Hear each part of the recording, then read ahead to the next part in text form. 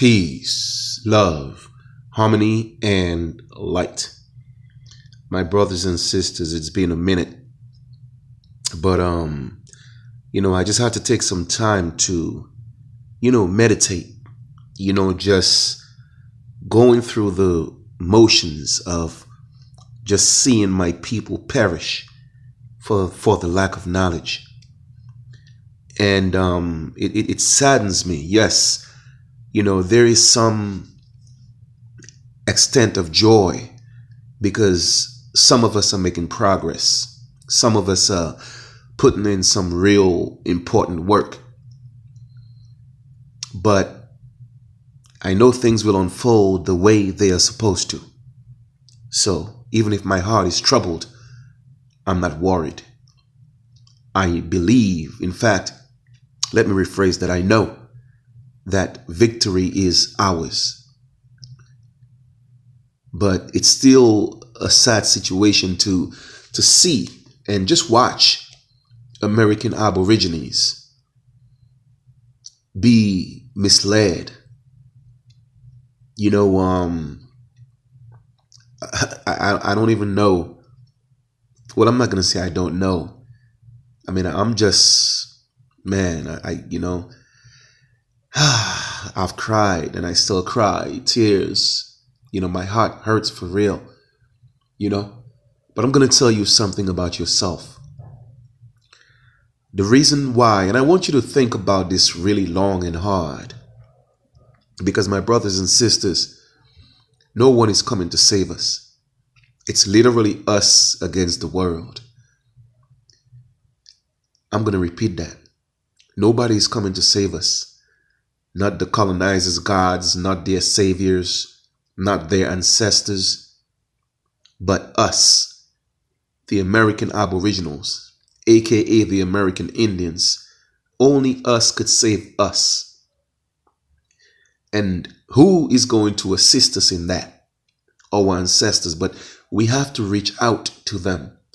They are not going to intervene if we don't ask, because you see, everyone has free will. We have to invite them in. We have to ask them to assist us.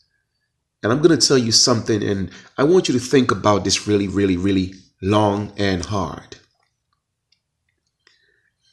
Look at every other ethnic group in the world. Now, I'm going to break this down so that a 2, a 3-year, a 5-year-old could comprehend this. And it bothers me that grown folks, grown adults cannot see that. I mean, it just doesn't make any sense. What's wrong with my people? I mean, is that curse that they spoke of in Deuteronomy, I mean, does it apply to you? Or because you believe it, it has become your reality? I think I'm going to, go on a limb here, and I think it's the latter. Because you believe that you are cursed, you have become cursed.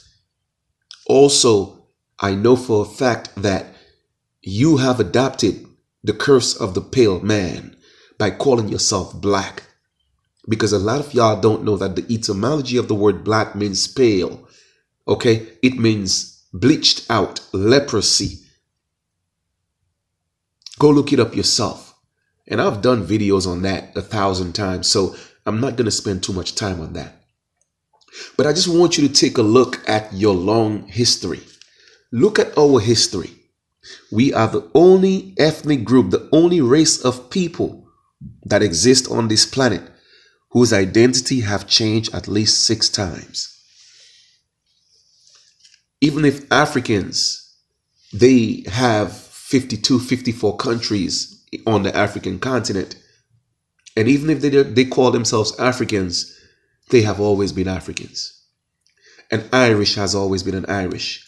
An Italian, Portuguese, they have, Chinese, Japanese, Korean, and just to go on and on, a Russian. They have always been who they said they were or are. Why is that the American Aboriginals, aka the American Indians, are the only race of people whose identity has changed at least 6 times. Now, do you even ask yourself, why is that? Or do you just go along with what they teach you? Go with the flow, the brainwashing.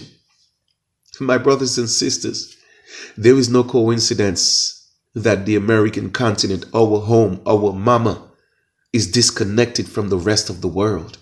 There is no coincidence. Go look at the map for yourself. As a matter of fact, I'm going to put a link below this video and click on it, and you will see the world map. And you would see that America is the only continent that's separated from the rest of the continents. Why do you think so? Huh? It is something about us that made us disconnect from the rest of the world. I know what it is, but I'm not going to go into that right now. Okay? Because I just want to keep this simple. Sometimes simple is better. Okay? But there's a reason why we are disconnected from the rest of the world.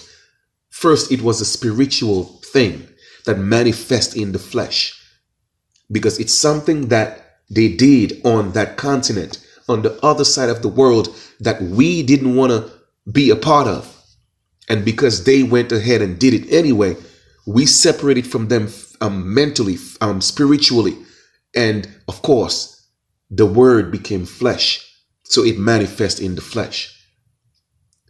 But with that being said, I'm going to tell you something about yourself.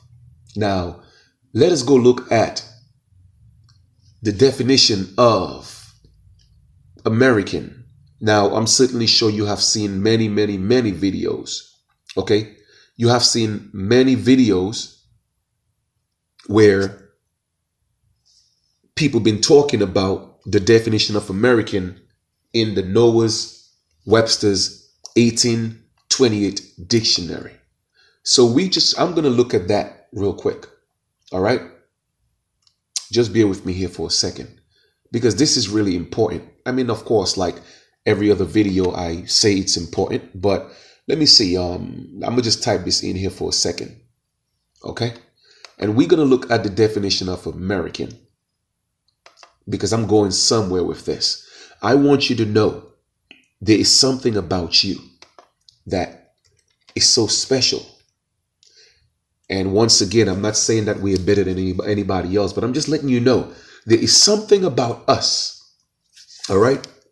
American, Noah's Webster's 1828 dictionary. Now, in 1828, there were wars where the United States were fighting against our ancestors. Supposedly, slavery was still in boom. So why in 1828 they gave us such a great description? They didn't say we were slaves. They didn't say we came from Africa. But this is what it says. It says American. And Noah's Webster's dictionary, I mean, it's a notorious dictionary. It's well known. It says American, adjective, pertaining to America. The noun, American, a native of America, originally applied to the aboriginals or copper-colored races found here by the Europeans, but now applied to the descendants of the Europeans born in America. In other words, they have taken our places. But I want us to focus on just this little word right here, this little element, copper. They called us the copper-colored races. My brothers and sisters, there is something about us that the world knows and you don't know. I know what it is. And all I could do is just share information with you, and you do what you want with it, because people will continue to perish for the lack of knowledge. Okay? So we're going to go over some copper facts. I'm not going to read everything, but I'm just going to give you a few of them. And I will also put that in the link in the description of the video. And you can let it sink. Let that sink for a moment. When they call us the copper-colored races. And look at what copper looks like. That's why they call us the red man. Okay? Not because we are red, but it's because of the copper, the undertone that's in our skin. Okay? So let's look at some copper facts that will be in the description below. And I want you to go over it and think about that copper in you. Think about why they call us the copper-colored races. Brothers and sisters, I cannot stress this enough. I know I have always been ahead of the game. I was one of the first ones on YouTube telling us that we are the American Aboriginals. Well, back then I was saying American Indians. I was one of the first ones. People thought I was crazy, but look now. It's gone viral. Now, I'm not saying, I'm here to take credit. That's not what this is about. But, give Jack his jacket. Okay? And I'm here again breaking this down to you. One of the first ones breaking it down like this to you. Okay? So here we go. Copper facts. Number 1. The Romans gave copper its name. They called it Ars Cyprium, or from Cyprus, because in ancient times, most copper came from Cyprus. The word was later modified to coprum, from which we have our modern day copper. Number 2, the Egyptians used the Ankh symbol to denote copper in their system of hieroglyphs. It also represented eternal life. Number 3, according to archaeologists, copper tubes for conveying water were first used in ancient Egypt around 2750 BC. There is an example in the Berlin State Museum taken from the temple near the pyramid of Shahar in Abusi. The fact that copper piping is still present and fairly intact in spite of the poor condition of the temple speaks to the durability of copper as a piping material. Number 4, pure gold is so soft that you can shape it with your hands, which is why most gold jewelry actually contains a mixture of gold, silver, and copper. In Europe, it was actually forbidden to alloy gold with metals other than silver and copper until the 19th century. Even in 24 karat gold contains copper. My brothers and sisters, there's a reason why they call us the copper-colored races. Pay attention. New York Statue of Liberty, which of course I did a video in extent and explained that to you guys. New York Statue of Liberty is made up of more than 80 tons of copper mined in Norway and fabricated by the French artisans. Copper was an obvious choice. It withstood the long journey to America from France and resisted the salty water, air, and spray to which it was exposed. The lady's natural green patina has protected her from corrosion since 1886. Okay, the Statue of Liberty, its original color is copper. 80 tons of copper. Do you know how much copper that is? Why do you think? It could have been gold, it could have been silver, it could have been any other metal. But why copper? Brothers and sisters, wake up and see how special and important you are. Number 6, an average mid-sized car contains up to 22.5 kilograms of copper. Without copper, electrical components, we wouldn't have intelligent engine and gear management, nor extensive sensor and entertainment systems. I'm going to read that again. An average mid-sized car contains up to 22.5 kilograms of copper. Without copper electrical components, we wouldn't have what? Intelligent engine and gear management, nor extensive sensor and entertainment systems. Increasingly complex, efficient electrical systems in modern cars require more and more electrical power and thus more copper. My brothers and sisters, there's a reason why they call us the copper-colored races. Number 7, one of the famous Dead Sea Scrolls found in Israel was written on copper instead of more brittle parchment. The scroll does not contain religious texts, but hints at treasures yet to be found. Number 8, from classic jam pans to the casseroles of the Michelin-starred chefs at the greatest restaurants, copper cookware is unrivaled. Why? Because copper is the best of any material used in cookware at conducting heat, guaranteeing a constant temperature and limiting thermal inertia. Number 9, copper's excellent conductor makes it extremely useful in medicine.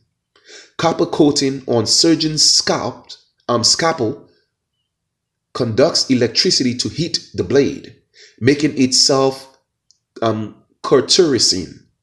This is especially important for controlling bleeding during operations and for removing damaged tissues. My brothers and sisters, there's a reason why they call us the copper-colored races.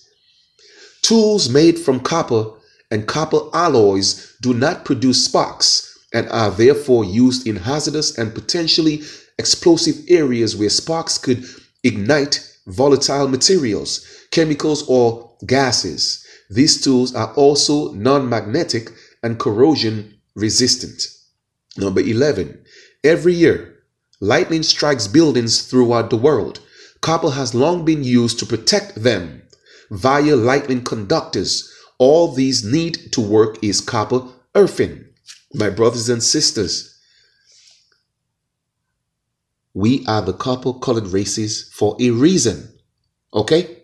Number 12, copper's exceptional resistance to corrosion is invaluable in many inhospitable environments. That's the reason why Sweden, leading the way on long-term nuclear waste handling, decided to keep used nuclear fuel out of harm's way in oxygen-free copper canisters with a wall thickness of 5 centimeters. These canisters are required to remain effective for 100,000 years, but are expected to last 5 times longer because of the copper. Okay, these canisters are required to remain effective for 100,000 years. Okay, but are expected to last 5 times longer. All right. Number 13. In one of its most spectacular and futuristic applications, copper provides the matrix in superconductors used inside CERN's Large Hadron Collider, the largest of its kind in Switzerland. I'm going to read that again and go look up what CERN is all about. In one of the most spectacular and futuristic applications, copper provides the matrix in a superconductors used inside CERN's Large Hadron Collider, the largest of its kind in Switzerland. 14. Traditionally, printed circuit boards for electronic products were made by laminating a sheet of copper onto a flexible film, then etching away much of the copper, leaving only the lines that carry current. A new method uses inkjet technology to deposit thin copper lines onto the circuit, eliminating waste and making circuits less expensive to produce. 15. The Colossus of Rhodes, one of the 7 wonders of the world, was built in the 3rd century BC from bronze, an alloy of copper and tin, reclaimed from confiscated war implements. The Colossus was destroyed by an earthquake around 50 years later, and the bronze was collected and sold as scrap, just one example of early copper recycling. Number 16. Beginning in the early 16th century, European artists often painted on sheets of copper. Those artists include some of the most famous painters of all time: Leonardo da Vinci, Jean Brueghel, El Greco, and Rembrandt. They found copper provides a smooth, durable surface that holds paint well and allows for marvelous effects. 17. Each high-speed train uses about 20 tons of copper containing components, mainly in the voltage transformers and drive motors. The pantographs of high-speed trains place huge forces on the overhead wiring system that supply current special copper alloys have been developed to maintain required contact as train speeds continue to increase. 18. The biggest offshore wind farms in North and Baltic seas contain up to 30 tons of copper per turbine. The production of each ton of copper creates less than a ton of CO2, and over a course of year, 1 ton of copper in a wind turbine can save over 150 times that amount of CO2. 19. Fireworks give off different colors according to their ingredients, and copper is responsible for the blue colors by introducing chemicals and different metals, ground tiny particles. All sorts of colors can be created. When a fireworks explodes, the metal particles start oxidizing, which creates the heat needed to excite the metal particles. They emit colored light. 20. It has been estimated that at least 65% of all copper ever mined is still in use or available for use, having been recycled over and over. Copper's ability to be recycled repeatedly without any loss in performance is an important sustainable benefit today. Around 50% of Europe's copper demand is met by recycled material. Number 21. Sailing ships that transported products such as tea and wool between Europe and the Far East in the 19th century were fitted with copper-plated hulls. The practice was introduced in the 18th century by the Britain's Royal Navy to minimize marine growth that would have reduced the speed of the ship. Today, copper alloys are still used to protect the boat hulls and also fish farms, offshore platforms, seawater pipework, and desalination units. Now, I'm not going to read more. Well, you know what? Let me read a few more. 22. In the 18th century, clockmaker John Harrison created the sea clocks and watches that became famous for helping to accurately measure longitude. These innovations would not have been possible without the extensive use of the two copper alloys, brass and tin, bronze. 23.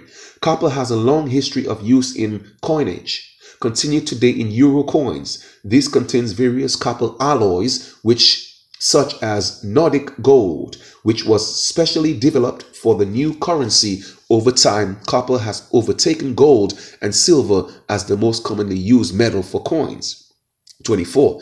A new magnetic field world record of 991.4 Tesla was set on 22nd June 2011 at Dresden Rosendorf Helmholtz Center in Germany. A double coil of copper wire about the size of a rubbish bin and weighing 200 kilograms was specially built for the purpose.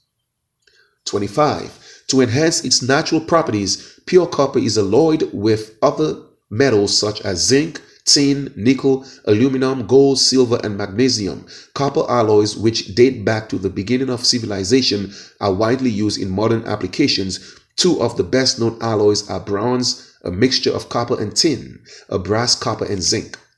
26. Together with iron and zinc, copper makes up the trio of minerals essential to our well-being.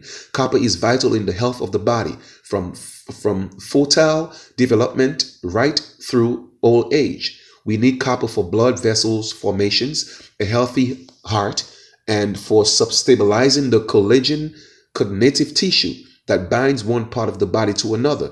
Copper is also needed for brain development and for effective communication between nerve cells in the brain, as well as for healthy bones and teeth. 27. A balanced diet to avoid copper deficiency requires a recommended daily intake of about 1 milligram. Some foods are especially rich in copper, including most nuts and seeds, chickpeas, liver, and oysters. Naturally, foods such as cereals, meat, and fish generally contain sufficient copper to provide up to 50% of the required daily intake. Also, there are some unexpected and delightful sources such as cocoa and chocolate, providing a valid scientific reason to eat chocolate. My brothers and sisters, there is a reason why I have gone through all this. Okay? There is a reason why they call us the copper-colored races. Now, I'm going to skip 28, 29. I'm going to go to 30, and then you could read the rest for yourself. It's in the link below. Microbes weren't discovered until the 19th century, but copper's hygienic properties were well known through experience and tradition. The Egyptians, Greek, Romans, and Aztecs used copper compounds for hygiene and the treatment of disease. Egyptians used it as a sterilization agent for drinking water and wounds. Hippocrates treated open wounds and skin irritations with copper. The Romans cataloged numerous medicinal uses for copper in treating diseases, and the Aztecs used it to treat sore throats. In Persia and India, copper was applied for boils, eye infections, and venereal ulcers. Okay, I think that was the last one I just read, 30. So my brothers and sisters, there's a reason why they call us the copper-colored races. It is something about us. Okay, now, I don't know why our people, I mean, man, listen, this is so sad, because now you have the US government, you have Africa, okay, the African Union pushing that, come back home to Africa propaganda. My brothers and sisters, we're not Africans. And I promise you, like I have told y'all before, you're going to go to Africa and end up as slaves. Okay? You think life is hard here? You're running away from your responsibility. You're going to think Africa is going to be your refuge. Africa is going to be your savior. Africans are running away from Africa. Okay? Real Africans are running away from Africa. Why do you want to go to Africa? Huh? This is our home. We got to stay here and fight for our home. Brothers and sisters, there is something about us, the copper-colored races, that was found here by the Europeans. That's why they don't want us to know who we are. That's why they want to continue to make you stateless. That's why they want to send you to Africa. Because the connection that we have to our land, this is where we are strong. Okay? This is where we are a true element. But we have to step into who we truly are. Okay? Brothers and sisters, I don't know what else to tell you, but there's a reason why we are called the copper-colored races. Go do some extensive research on copper and put two and two together. Why the entire world, okay, is against us. They're not looking out for us, okay? These African governments are not looking out for us because they believe you're from Africa. No, they know we're not from Africa, but they're getting paid by the colonizers, okay? The American colonization society, they are behind all this. They are paying these people. I'm talking about, a substantial amount of money. It's an investment to send you into Africa to be slaves. All right? Because the real immigrants, all right? This is still part of colonization in its full effect, to get rid of the copper-colored races. The people, when they came here, they called the Indians, us. That's the goal. But they have never won a physical war against us. They know that. So they have to find other ways to beat us. Brothers and sisters, don't fall for it. This is our home. We got to stay here, stand up and fight. Okay? So this is just a little bit of something I wanted to share with you guys. We are the copper-colored races. If you don't know what that means, you better find out. This is Chief Kalinago. Peace, love, harmony, and light. I love you guys. Peace.